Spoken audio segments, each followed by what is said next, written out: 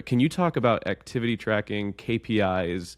What are the things that you are measuring or you're installing for shops to measure on a daily basis when it comes to activities?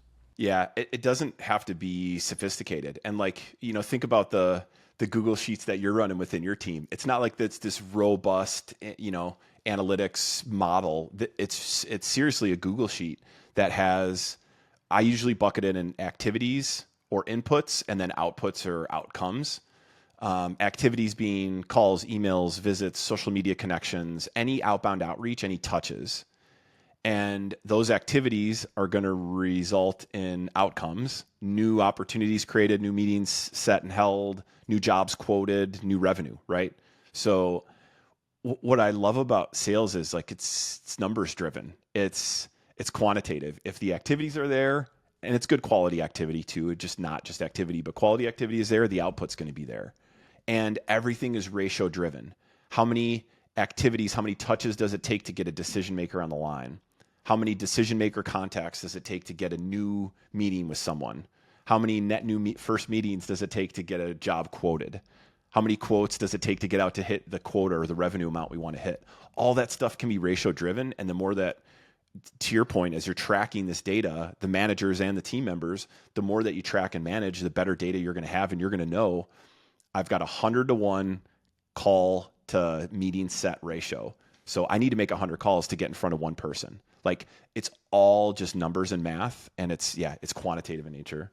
Now you don't need, you kind of said something, you don't need fancy tools to track your metrics. Are you saying that the sales individuals are hitting a button? Are they like clocking it in every time they make a call? And at the end of the day, they're putting in their stats. Like, yeah, how do you keep people honest? Is it about honesty, or is it just consistency? Talk to us about that. Yeah. A little bit of both.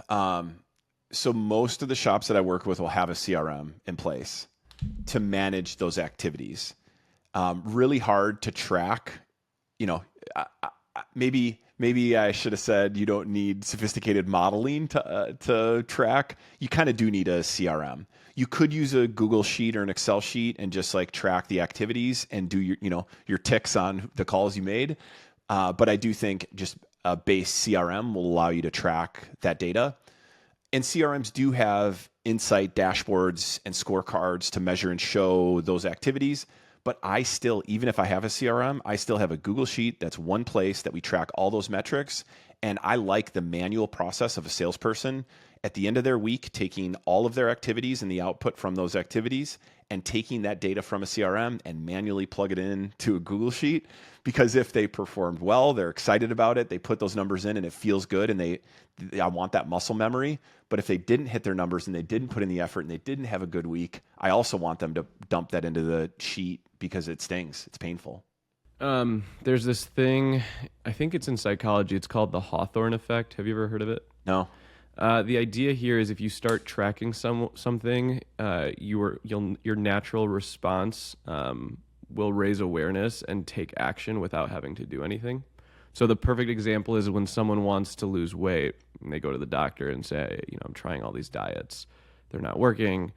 The first thing they'll say is, why don't you just track your calories? Because when you start tracking your calories, you're naturally not going to grab an extra cookie or those extra calories, and you're going to just start being more conscious. And so sometimes activity tracking, I think what you're saying is just by putting in a number, whether it's manual or not, whether it's by entering in something at the end of the day, you are accountable to your stat. It's kind of like CrossFit. I don't know if you've ever done CrossFit. I feel like CrossFit, people are crazy with their whiteboards and everything like that. But it's the same concept, right? Yeah. It's that muscle memory. It's that motion. It's the same thing with shops starting to do outbound, right? Like have them just do it. Start doing it. Start prospecting and going outbound to your current customer base before you go cold net new. It's building that memory. I love that. We have a platform for our students, and on this platform, students enter in leads. And a funny ratio that we take at the end of each month is we take in the total leads that the students put in, and we take the total sales that the students generated, because really they're supposed to put in every lead. And we found out that our lead was worth something like $200. Like, it was insane. Now, is every lead worth $200? I don't know. But the fact of the matter is, the next month the team goes, "Hey, what was our lead worth last month?" Right? And they started to just say like, "Oh, our lead is actually worth something. Okay, I'm going to get my students to put in more leads." Okay, let's switch gears for a second. I want to talk. So you talked about some options for outbound. You said if you can't afford to hire someone, the owner can get involved. You can use VAs or you can use a lead gen service. In your opinion, of those three, where should you start? VA, lead gen, owner, or call you? uh, so I'm a heavy proponent of, and in my opinion, outbound is most successful when it's campaign driven.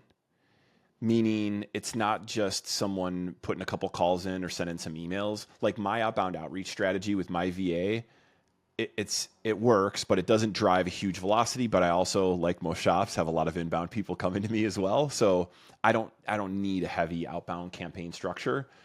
If I was doing it correctly and following a lot of my advice, my VA would also be making calls. They'd also be sending social media connections, LinkedIn requests, Instagram DMs potentially. And if they were local, knocking on doors of those clients that I wanted. So I think that most shops, if they went and focused outreach from a campaign perspective, meaning there's 10 or 15 touches, email, call, LinkedIn connection requests, Instagram DM, call, email, call, email. If they built that approach and had the messaging and language being targeted, not just like, hey, you want to buy shirts, but we're helping coffee shops in the Milwaukee area with the best retail merch. We're helping them drive more revenue to their coffee shops, like really detailed and specific language that's tied to that person, that niche, that target that we're reaching out to. The campaign structure is way more effective than just dropping some flyers off, making a couple calls here and there, or just doing emails. So that campaign approach, I think, is most effective. Now, you can use that campaign with a VA. My VA is in the Philippines, and I don't feel comfortable with her calling into the US, so I'm not doing that. So if you have an onshore VA or someone that you feel confident with their English language, all good, do it. You could do that campaign approach with an outsourced lead gen service as well. Most of those companies will do all of the above. Some are only focused on email. Some will do all the above. So you can check that out. And then if you're hiring someone, absolutely like build that campaign structure. If a shop is smaller and this is their first sales hire, I might dip my toe in one of those lead gen services and just see how that works before maybe going full bore and hiring someone to come on. But if your shop's million and a half, 2 million, I mean, just bring on a person. So Justin said something interesting. He said, even if this new cold net new seller doesn't work out, it's not all for naught. Like if they don't drive a bunch of net new opportunity creation and we close a bunch of deals out of it, they're still adding value because Oklahoma Shirt Company is getting awareness. We're getting our name thrown out there by email, by phone, by visiting. It's helping our business. So it's not, even if it isn't uber successful, it's still going to help us. It's still going to market the shop.